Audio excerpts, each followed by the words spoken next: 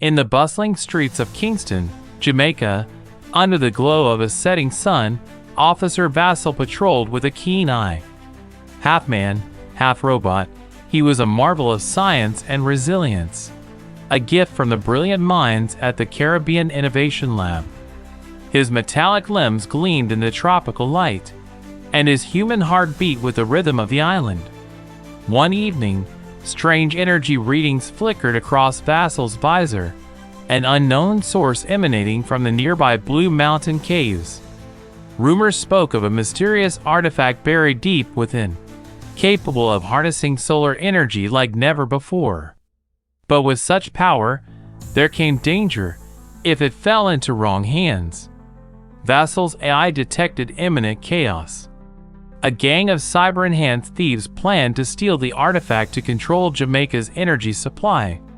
Using his robotic strength and human intuition, Vassal raced through the winding mountain trails, his robotic legs making him faster than any human.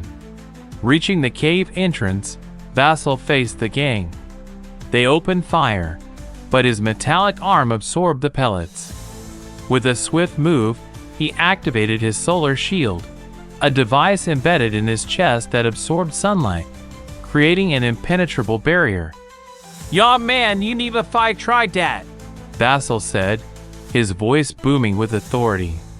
Using his enhanced strength, he disarmed the thieves and secured the artifact. The sun was setting, but the solar shield kept him protected, glowing with a warm golden light.